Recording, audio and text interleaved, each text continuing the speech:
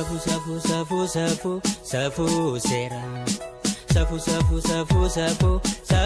Seeraa. Safuu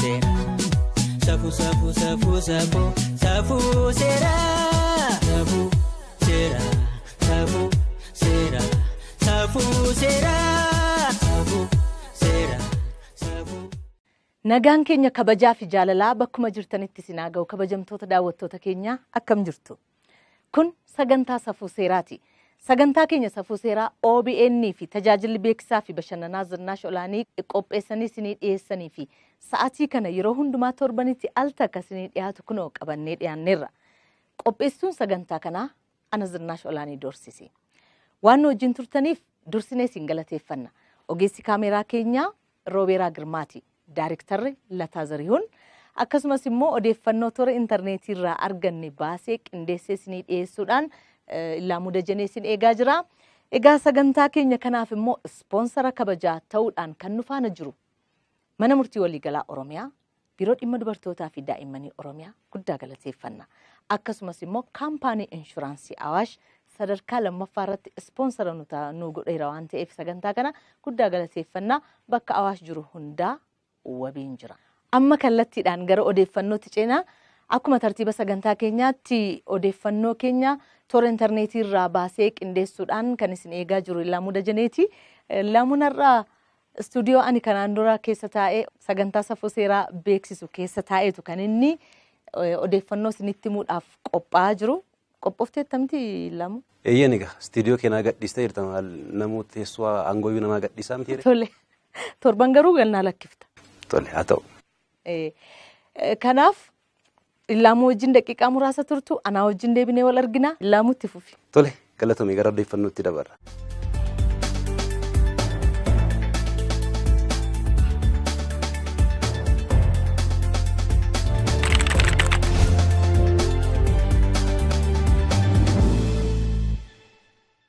Tanzaaniyaatti gaa miidiyaalee hawaasummaa irratti fayyadamuudhaan suuraawwanii fi akkasumas odeeffannoowwan maxxansuudhaan maallaqa kan argatan namoota hedduudha. Seerri amma bahe kun garuu ka'umsi isaa maallaqa argachuu isaanii miti.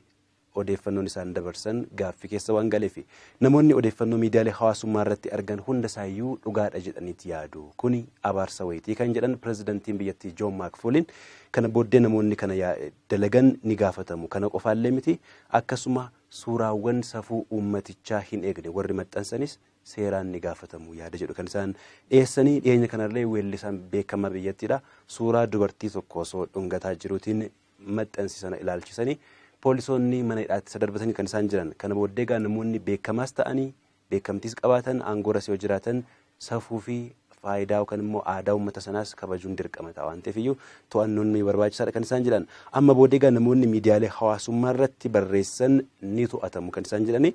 Kanaafis heeyyama daldala baafachuun isaanii dirqamaa jedhan. Keessumattuu kanneen barreeffama adda addaa yeroodhaa yerootti maxxansuudhaan maallaqa irraa argatan. Barreeffamni isaan barreessan kun dhugaa ta'uu isaa mirkanaa'uu qaba. Seerri monitoringii yookaan immoo haalli akkaataa miidiyaalee kanneen birootti to'annu isaanis to'achuutu dirqama ta'a jedhani kan isaan yaada kaasan jechaadha. Kanaafis immoo heeyyama daldala argachuudhaaf $920 kan gaafachiisu jechaadha. Kun immoo komii kaasee jira keessumattuu warreen itti fayyadamaa jiran jechaadha. Kuni akka nuti hojii keenya hin dalne kan godhuuf keessumattuu immoo gama siyaasaatiinis wantoonni nuti barreessine tarkaanfii irratti fudhachiisuu danda'a yaaddoo jedhutiin ammumaa kaasanii kaan isaaniiyyuu gara cufuutti deemuudhaaf akka dirqaman kan isaan kaasan jechaadha. Egaan Joon Maakfuuliin erga aangootti dhufaniiti asitti tarkaanfiiwwan ciccimoo fudhachuudhaan kan isaan beekani. Kanarraa kan ka'es namoonni maqaa masoo baasanii fi the bulldozer jedhanii kan isaan waamanii akka qoosaatti jechaadha. Maaliif tarkaanfii ciccimaadha kan isaan fudhatanii. Kana keessaatii akkuma aangootti dhufaniitti ni yaadatama kabaja ayyaana hundeeffama dhaabaa akkasumas immoo guyyaa alaabaa guyyaa maalii jedhanii ayyaanota adda addaa akka mootummaatti kabajamantu ni jirani. Sanarratti tiishartii akkasumas mallayyoo kan immoo baarneexaa kan jedhamu jechaadha. Wantoota adda addaa ni maxxansu. Kuni maallaqa biyyattii qasaasuudha jechuudhaan kana booddee dhorkaadha jedhanii dhorkuun isaanii hin yaadatame jechaadha. Joon Maakfuuliin amma immoo sooshaal miidiyaa kan jedhamu kun immoo miidiyaalee hawaasummaa irratti wantoota darban to'achuudhaaf kan isaan yookaan immoo akkuma miidiyaalee kanneen biroo isaan to'achuudhaaf kan isaan murteessan jechaadha. Kun dirqama ta'uu isaatti kan isaan kaasanii garuu warreen fayyadamanis akkasumas immoo namoonni mirga dhala namaatiif falmanis immoo sooshaal miidiyaa yookaan miidiyaalee hawaasummaa karaatti mirga ofii yookaan immoo waan barbaadan itti dubbatan waan ta'eef iyyuu dhorkamuu qabu jechuudhaan mormaati kan isaan jiran. Odeeffannichi kan BBC'ti.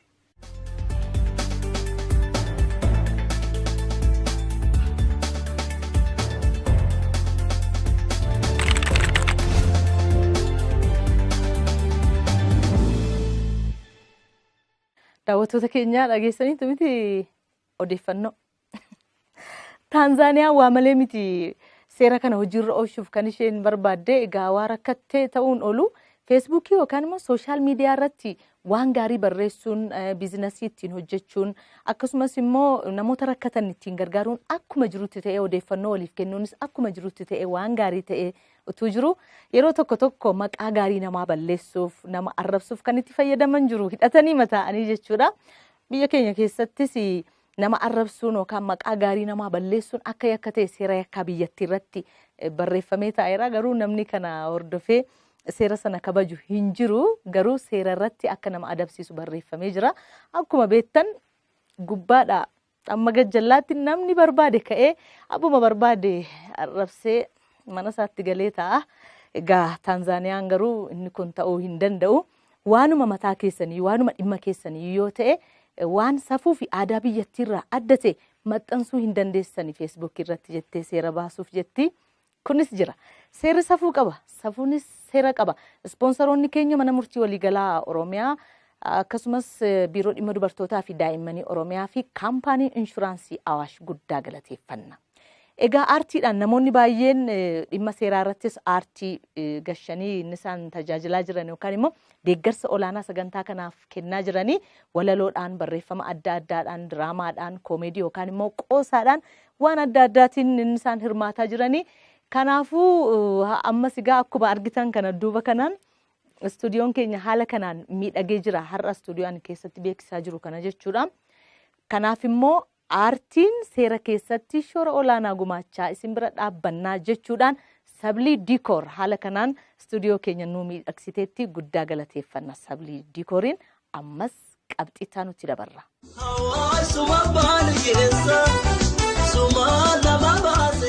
Yeroodhaan malatee kan hirkoo tolfate yoomiyyuu rafee bula yaaddoo obbaafate hirkoo gaariin kamii jedhee kan gaafatu ani ragaan ba'a. Awaashaa filatu. Inshuraansii Awaash filachuun yaaddoo obbaafachuudha. Abbaan umurii dheeraa kaampaaniin inshuraansii Awaash yeroo ammaa kana dameelee isaa guutuu biyyattii keessatti 44 ga'uudhaan teekinooloojii odeeffannoo ammayyaa wal qunnamsiisee tajaajila inshuraansii si'ataa kennaa jira. Awaash. Kafaltii beenyaa bu'aa ba'ii tokko malee raawwachuu isaatiin kaampaanii maamiltoonni itti boonan ta'uu danda'eera. Bakka Awaash jiru hunda wabiin jira. Kaampaanii inshuraansii Awaash. Kaampaanii inshuraansii Awaash.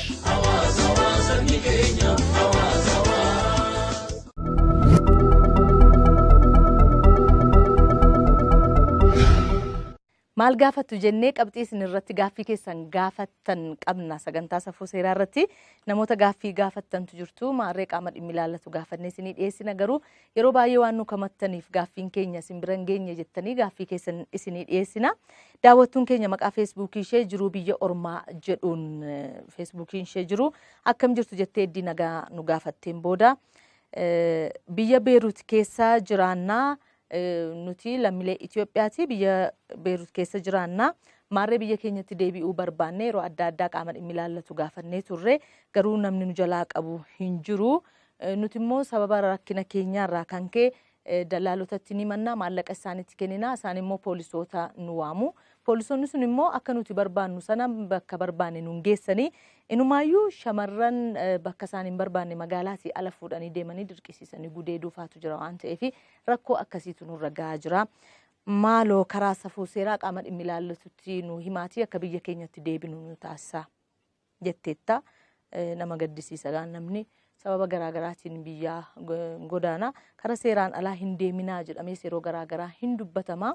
Egaa daawwattuun keenya kun karaa seeraan alaa deemtee karaa kam akka deemte quba hin qabnu. Garuu immoo akkuma nutti fakkaatutti namni karaa seeraan deeme seera isaa hin kabachiifata jennee mayaannaa garuu kanas ta'e sana rakkoon miidhaan lammii kamarrayyuu ga'uu hin qabu qaama dhimmi ilaallatu gaafannee deebii kana deebisnee isinii kan dhiyeessinu ta'uu danda'a. Gaaffiin kun immoo kan nama tokko qofaa miti kan nama baay'eeti akka fakkeenyaatti kan daawwattuu keenya kanaa baasne malee jechuudha. Kanaafuu gara fuulduraatti akkuma haalli isaa mijateen deebii isaa qabannee kan dhiyaannu ta'uu waadaa siisenna.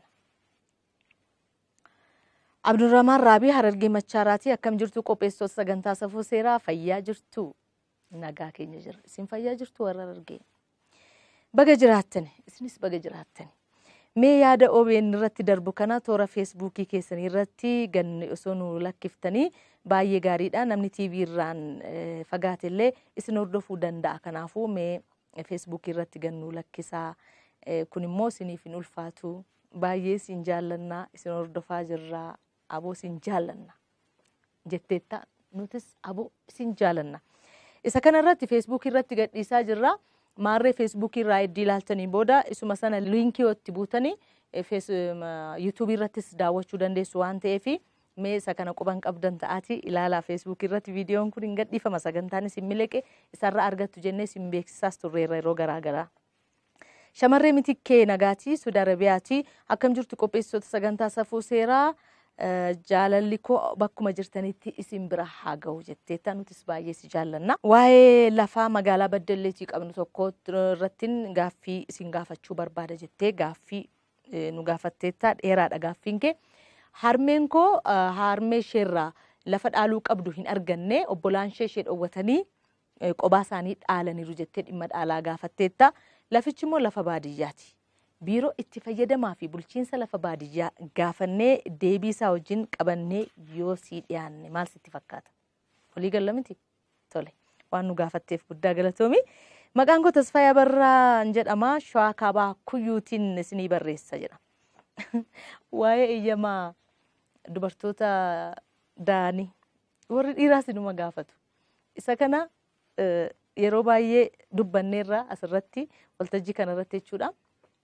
Qaama dhimmi ilaallatu gaafannee deebisnee isinii deebisnaa labsiin sun maaliif aanaalee adda addaa ga'uu dadhabe keessumaa Oromiyaa keessa maaliif federaala irratti hafeessa jedhuuf deebii qubsaasaa qabannee dhiyaanna bal'inaan qaama dhimmi isaa ilaallatutu jira waan ta'eef akka ibsaniif tibba darbee biiroo dhimma dubartootaa fi daa'immanii Oromiyaa gaafannee akka labsiin sun caffeedhaan hin mirkanoofne nutti himanii jiranii maaliif hin mirkanoofne deebii isaa qabannee dhiyaanna. Kanneen nu gaafattan hunduma keessanuu guddaa galateeffannaa ulfaadhaa fayyaa ta'aa jenneerra deebii qabannee immoo dhiyaanna. Kun sagantaa Safuu Seeraa keessaa qabxii maal gaafattu jedhudha. Gaafadhaa dhimma seeraa hundarratti. Biiroon dhimma dubartootaa fi daa'imman Oromiyaa walqixxummaa koorniyaa hawaasa keessatti idileessuun dubartoota maxxantummaa dinagdee jalaa baasuuf gareewwan wal gargaarsaa fi qusannoowwan adda addaa irratti hirmaatanii dubartoonni dhibbeentaan lakkaa'aman abbaa miliyoonaa ta'aniiru. Bara 2010ttis kana caalaatti hojjechuudhaaf onnateera daa'imman maatii dhaban dhaabbata tursiisa daa'immanii keessatti tursiisuudhaan aadaa guddifachaa uummanni Oromoo qabu babal'isuudhaan hawaasni guddifachuu akka danda'uuf haala mijeessuu fi daa'imman maatiirraa adda ba'anii daandiirra jiraachaa jiran gara maatiitti deebisuuf biiroon dhimma dubartootaaf daa'imman Oromiyaa xiyyeeffannoon hojjechaa jira. Miidhaa dubartootaa fi daa'imman irra ga'uuf ammoo bilisaan 8722 bilbilaa jechaa ispoonsera kabajaa sagantaa Safuu Seeraa ta'uu isaatiif gammachuu guddaatu itti dhaga'ama. Biiroo dhimma dubartootaa fi daa'immanii Oromiyaa. Biiroo dhimma dubartootaaf daa'immanii Oromiyaa. Kan daawwachaa jirtan sagantaa Safuu Seeraati. Seerri safuu qaba, safuunis seera qaba. Kabajamtoota daawwattoota keenya torban darbee sagantaa jalqabne tokkotu jira. Kutaa tokkoffaasaa boriin beekne jennee mata dureetti kennine isinii dhiyeessuun keenya ni yaadatama. Dhimmichis dhimma daa'imman godina Arsii aanaalee adda addaatiin sossobamanii dhufuudhaan gara godina addaa Oromiyaa naannoo Finfinnee aanaa Barakitti hojii humna isaanii olii akka hojjetan namni isaan qacarsiise jechuun namatti ulfaata xiqqoo ishee maaliif tu qacaraman ta'e silaa maallaqichaa'uun argatu turanii garuu hin kennamanii hin gurguraman jechuun xiqqoo ishee namatti ulfaata waan ta'eef humna isaaniitu gurgurame. Kanaaf dhimma isaa irratti xiyyeeffachuudhaan bakkuma sanatti argamnee namoota daa'imman kun biratti qacaramanis gaafannee akkasumas immoo qaamolee seeraa gaafannee hundumaa qiqindeeffanneerra isarrattis namoonni baay'ee yaada nuu kennitaniittu guddaa isin galateeffannaa isa kutaa lammaffaasaa har'a qabannee dhiyaanneerraa isa daawwadhaatii deebinee immoo wal argina. Seerri safuu qaba, safuunis seera qaba.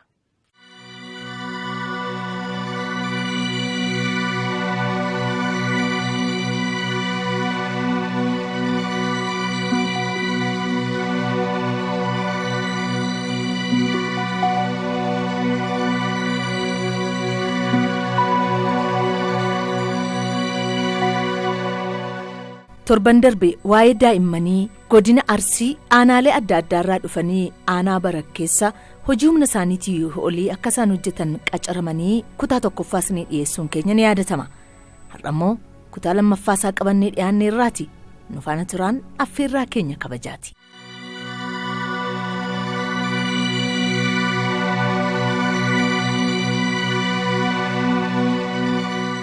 Gurbichi qaxaleen kun hamma fedhellee daa'ima ta'u.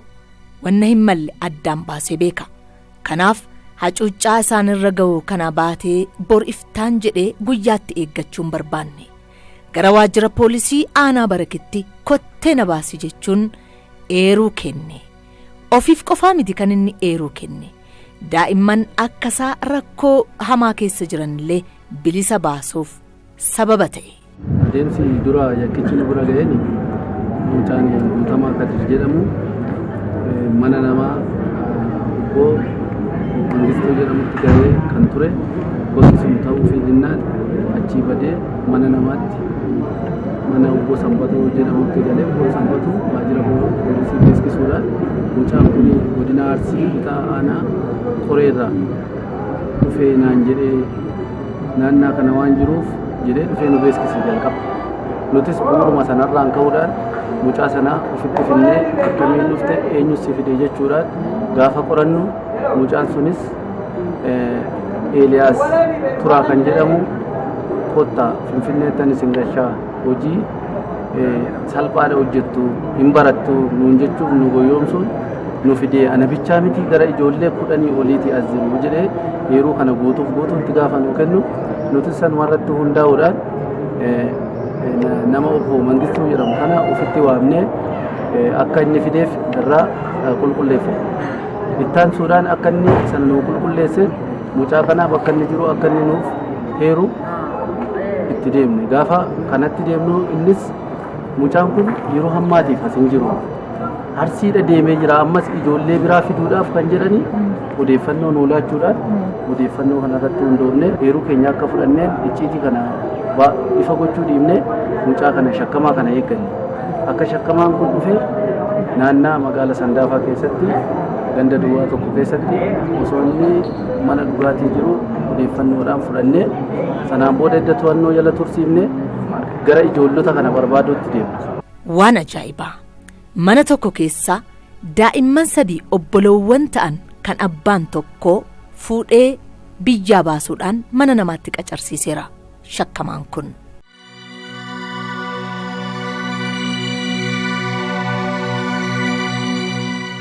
Qorannoon dhimma kanaa akkuma jirutti ta'e daa'imman kana hundaa bakki tursiisan dhabuun immoo qormaata poolisoota aanaa Barak ture.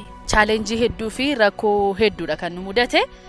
As keessatti egaa haalli turmaataa tokkoffaan ijoolleen kun hin badu jedhamee kan yaadame miti dura hin badu jedhamee baajanni hin jiru iddoon turmaataa hin jiru akka aanaa Barakitti jechuudha. Dursee kan qophaa'e waan hin jirreef ijoollee sana achumatti walitti qabannee hamma isaan maatiitti galan baatii tokko waajjira poolisii keessa iddoo waltajjii poolisiin itti taa'u galma waltajjii keessa kan isaan turan jechuudha. Onneerraa waliif yaadanii jennaan maaltu dhibee kunoo.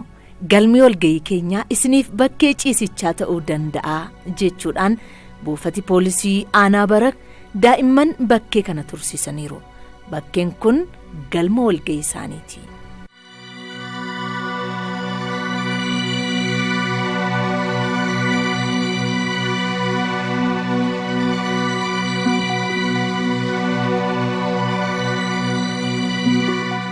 Tursiisuun egaa bakkee ciisichaati malee. Nyaataa fi dhugaatiin daa'imman kanaa immoo qormaata birootti ta'eera ammas poolisoota aanaa kanaatti. Daa'imni kun hamma maatiitti deebi'anii maatiin isaanii argamanitti waan isaan nyaatan, waan isaan dhugan, waan isaan irra rafan iddoon turmaata isaanii waajjiruma poolisii keessa ture. Kuni iddoon jiraate akkas hin turre ture. iddoon sababa hin jirreef galma waltajjii keessa tursineetu baatii tokko qoranneetu ijoollee kana maatiitti akka galamu kan ta'e sana keessatti rakkoon nu quunname tokko nyaatan hin qabanii iddoo ciisan hin qabanii akkuma nama kaasee jiru gatii kanaatiif nuti sadarkaa godinaa dhimma daa'immaniif dubartii sadarkaa godinaa irra jiran hooggansa sadarkaa godinaa jiran baajata gaafachuudhaan akkasuma seektaroota dhimma daa'immaniif dubartii sadarkaa aanaa jiran akkasuma kolleejjii poolisii Sandaafaa bakkeetti argamu kolleejjii poolisii federaalaa asiitii gaafachuudhaan nyaanni kun akka isaanii kennamee baatii tokko nyaata sana nyaatanii akka isaan turanii maatiitti galan maatii isaanii hanga barbaadnutti deeggarsa kanaanii dhagaa as keessa kan turan kana keessatti rakkoo baay'een nu quunnameera kufaan ijoolleen kun achitti wal lolu wal tumuu ijoolleen kun maatiitti nu gashaa jedhu maatii hamma barbaadnutti rakkoo baay'een nu ture jechuudha garuu deeggarsa kanaaf qaamolee haqaa sadan kun baay'ee nu gargaaruudhaan dhimmi daa'immaniif dubartii godinaa na gargaaruudhaan akkasuma sadarkaa godinaa sadarkaa aanaatti waajjira keessa sadarkaa aanaatti hooggansi jiru nu gargaaruudhaan dhagaa qorataa waliin taanee hojii kana raawwachuu kan dandeenya jechuudha. Daa'imman kana wajjin mucaa durbaa tokko argeera. Mucaan durbaa sun akka isheen waajjira poolisii sana keessa ijoollee dhiiraa wajjin hin bullee inspektara Baayinash fuutee oliin gadi deemaa turte mana ishee simbushiitii miseensa biraafis kennite akka isheen ijoollee sana wajjin hin bullee gochaa deeggarsa gaasaa turteedha dhuguma. Sirriidha ijoolleen kun egaa daa'imni kun hundi isaaniiyyuu ga'eessa miti daa'ima waggaa 8 hanga waggaa 15 gidduu jiranidha ijoollee 10 dhiiraa kana gidduu yoo daa'imni kun bulte miidhamuu dandeessi kanaatiif daa'ima kana guyyaa 15 ol ana bira kan turtee fi kan inni of bira bushaa turee fi kan inni qallabaa ture ta'uu isaati iddoon rakkadhetti immoo daa'imni kun yoo hojiidhaaf ba'ee ala tures ijoolleen biraa poolisoonni biraa fudhatanii galanii kan bushaa turanii. Namoota biraa bukkeellee kan turaa turte sadarkaa aanaatti illee dhimmoota dubartii bira kan taa'aa turte ta'uudhaan gara maatiitti akka isaan galtu ta'ee jira jechuudha. Maaliif daa'imman kana mana isaaniitti yookaan qe'ee isaan dhufanitti hin deebisne? Maaliif akka isaan as turan barbaadame dafaniitu deebisanii silaa rakkoo kana hundumaa in rakkatan turanii jechuu dandeessu. Garuu immoo namni humna daa'imman kanaa akka malee akka kisaasamu yookaan akka manca'u taasise kun seeraan gaafatamuu ni mala. Namni kun ofiifis faayidaa argachuuf jedhee humna daa'imman kanaa namni biroon faayidaatiin ala akka itti fayyadamu taasiseera waan ta'eef seerri cal jedhee ilaaluu hin qabu. Kanaafuu abbaan alangaa fi poolisiin waliin ta'uudhaan himannaa gurmeessuun dirqama seeraati ka'a. Kanaaf qindaa'anii himannaa gurmeessuudhaan poolisiinii fi abbaan alangaa obbo Eeliyaas balleessaa qabu moo hin qabu kan jedhu seerri akka addaan baasu gaafachuun dirqama isaaniiti dirqama seerri itti kenne. Eeruu kennuu uummataatiin boodagaa walta'iinsi poolisiinii fi bulchaan ganda daabee godoomuudaa waliin taasisan akka yakki dhokatee hin hafnee fi haqi daa'imman kanaa akka ni dhokatee hin hafnee fi mirgi daa'immanii akka kabajamuuf shoora olaanaa taphateera. Gaafa sadaasa guyyaa 20ti gaafa sadaasa guyyaa 20 hojii sadaffaa bara 2010 jecha baruma kana mucaan ijoollee dhufan jiran kana keessa inni tokko iddoo itti shakkamaan kun galchee irraa badanii toora mana namaatti badanii akka caarraa ta'e toora mana jireenya kootitti waan ta'eef achitti dhufanii too natti man gaafa natti man mucaan akkanaan nu biratti badee dhufeera waan jedhuun odeeffannoo kana na qaqqabe gaafuma odeeffannoo na qaqqabu odeeffannoo kana battalumatti hanguman dhageenan eessa badee dhufe hoon jedhee toora isaan irraa dhufe hoon qoradhu naannoo Arsii irraa dhufne waan jedhan kan odeeffannoo gaafan baru mucaan kun hammas badeetti iddoo biraa hoo deemetee rakkoo biraa dhuma waan ta'eef battalumatti guyyaa har'aa deemee raawwattee gara waajjira poolisiitti galmaa'uu qaba. Waajjira poolisiitti galmaa'een booda nuti isaanis dhufee waajjira poolisii wajjin qaama seeraa wajjin waan irratti dubbannee adeemsa isaa qorachuu qabna waan jedhuun kanarraa kaasee mucaan kun akka waajjira poolisiitti dhaqee galmaa'u maqaa isaa Guutamaa jedhama. Xiqqaate umurii waggaa 8 hanga 12 gidduu keessa kan jiru natti fakkaata xiqqaadha. Battala isa duraaf hojii isa duraatiif mucaa kana sababa kan ta'e jechuudha. Egaa gaafa mucaan ammaan maqaa isaa tuqe kun akka galmaa'u taasisnu anis walumaan naqee gaafa naqoo waajjira poolisii gaafa dhaqnu isa qofa akka hin taane fi daa'imman isa fakkaatan naannoon irraa badee too dhufe sanirra daa'imman hedduun akka jiran isarraa odeeffannoo fudhanne. Gaafa odeeffannoo fudhannuu fi eessa akka ture gaafa nutti himu mana namaa akka turee fi maqaa namoota sanan dursee isa biratti galeessan nuu kenne. Isaanuma battalumatti achumatti waajjira poolisiitti akka hoomee gaafatamu taasisne yoo gaafatamu sirriidhaa fudhanneerra nuti garuu kan fudhanne ofii keenyaaf oduun taa'e namatu nuuf fide tiksee jedhee namatu nuuf fide jedhate inni eeruu namni biraa akka itti fide eeruu akkasii kenne jechuudha. Kanarraa kaanee maal gochuu qabna dhimmi kun daa'imman kun egaa kana bichaa hin taane fakkaatan kana iddoo jiraatanii rakkoo kana akkamitti itti deemne rakkoo kana baasuu dandeenya gaafa jennu achuma waajjira poolisii teenyee gaafa wal mari'annu nama dhufee yeroo kenname kun akka jirutti ta'e shakkamaan kun odeeffannoon akka barbaadamee seeratti akka dhiyaatu dursa. Ijoollee kana waggaa sassaabne ta'e ijoollee sassaabnu yoo inni nuuf hin argamne rakkoodha waan ta'eef inni akka argamu iddoo jirutti akka odeeffannoon kun karaa icciitii isaa qabateen akka barbaadamuu fi akka inni eessa akka jiruu fi akka seeratti dhiyaatu adeemsa seeratti itti deeman. Kanuma keessatti gaafa guyyaa 22 na yaadadha marii kana sadaasa gaafa guyyaa 22 marii kana kan mari'anne gaafuma san mari'anne hoo xiqqaate turtii guyyaa 5 booda guyyaa sanirraa jalqabnee guyyaa 5 fi sana gidduutti akkuma jenne san shakkamaan Eliyaas jedhama daa'ima kana kan deddeebisaa ture akka qabamu taasifame. Akka qabamu gaafa taasifamu qabamuu isaa egaa mirkaneeffanneen booda dursumaayyuu daa'imman kun mucaan guutamaa jedhamu kun gaafuma guyyaa 20 san odeeffannoo waggaa kennu poolisiidhaaf waggaa ibsuun namoota naannoo 10 wayi toora san akka jira waan nu eereef erga isa qabneen booda namoonni kun ijoolleen dhufan kun eessa akka jiran poolisiin deemee raawwatee akka funaanuu kan immoo akka waajjira poolisiitti akka dhiyaatan haalli mijaa'ee bifa saniitti deemee raawwatee ijoollee sun mandara isaan jiran keessa toora isaan jiran keessa akka qabamanii sassabamanii iddoo tokkotti dhufan taasisne. Yakka kana qorachuun waan laayyoo akkasinitti hin fakkaanne dhamaatii hedduu fi qormaata hedduu akka qabu Saajintan Rafaan nutti himaniiru. Yeroo yakka kana keessa qorannu keessatti dhugaadha wantoonni adda addaa keessa dabarsineerra. Lukaanis deemsa sa'aatii tokko ol deemsisu deemnee ijoollota kana yeroo naannoo isaan kireeffamanirraa guurrannu yookaan gara qorannoof gara waajjiraatti sassaabannu keessatti wantoonni kun egaa dadhabbii garaagaraa tureera. Lammaffaa ijoollota kanaaf yeroo tokko haalli addaa ciccitaa kan ture keessatti hanga haalli waajjirootiin garaagaraa mijeessan keessatti waan isaan nyaataniif illee kiisa keenyaa baafnee nyaachisaa turre. Kanuma ammoo dhamaatii ogeessota kanaa bishaanitti naquudhaaf olii gadi kan tattaafatanis ni jiru. Inni kaan yakka baasuuf olii gadi carraaqa. Ogummaa isaa kabajee inni kaan immoo yakkicha dhoksee faayidaa argachuudhaaf olii gadi tattaafata.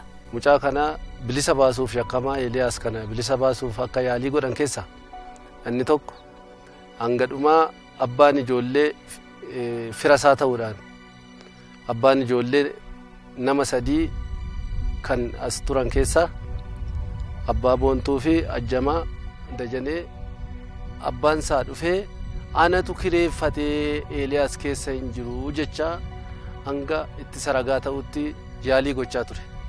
Kanas nutis gorsa kenninee fi atis kan seeraan si gaafachiisu ta'uu isaatii fi yakkoonni namni kamiyyuu ijoollee ofii dhales yoo ta'e kireessuus umurii isaanii ala kireessuus hin dandeessus illee yakka keessa si buusa otoo keessaa dhiiftee jennee gorsinee sadarkaatti gadhiifnutti innis nan dogoggoree sobuu fayyaale jedhee gaafa nuun illee waadaa galee nan sobee kana naa jedhii fira waanan ta'eef shakkamaa kana bilisa baasuu fayyaala jedhee gaafanne nu bira dhufuttis nutis soba isaa irratti hubannee gorsa laannee fi yeroo gadhiifnu keessatti ammas yeroo mana murtii irratti itti saragaa ta'uudhaan ammas ijoollee kana natu kireeffate jedhee yoo inni sobaan itti saragaa yaalii godhu abbaan alangaa godina soba isaa irratti arguudhaan to'annaa jala oolchee ammas namni kun beekumsa hin qabne irraa dogoggora keessa waan galeef namni kun akka irraa baratu taasifamee ture. Kanarratti hundaa'uudhaan rakkoon akkasii kana qorannoo keessatti nu mudataa ture. Eeliyaasii maqaa biraas qaba. Maqaan isaa Eeliyaas qofaa kan taane poolisoonni bira ga'aniiru. Shakkamaan kun immoo gaafa 27 ji'a 3 2010 keessa qabannee jechuudha. Erga qabannee booddee shakkamaan kun ganduma kana keessatti fi iddoo dura ture Arsii Shaashamannee sanatti maqaa jijjiirrachuudhaan kan inni hojjechaa turedha. Asitti Eeliyaas Turaa jedhama, achitti immoo Baacaa jedhama. Maqaa kana jijjiirrateetu daa'imman kana sassaabee fidee qarshii 5,000 hanga 6,000tti daa'imni kun yeroo qarshii kana ittiin mana namaa gashu tokko maatiin isaanii argatanii daa'ima kana qarshii isaanii maatiin argatanii tokko maatiin iddoo kamii akkamitti akka badanii hin beekan. Maatiin barbaadaa turan ijoollee kana akka carraa shakkamaa sanarraa erga eeruu fudhanneeti booddee shakkamaan sun maatii kana akkamitti nu arguu akka danda'uuf eessa akka fudhatee sarara qoranneetu ijoolleen kun akka maatiitti galan dhumarratti qorannoo keenya finnee akka isaan galan ta'ee jechuudha.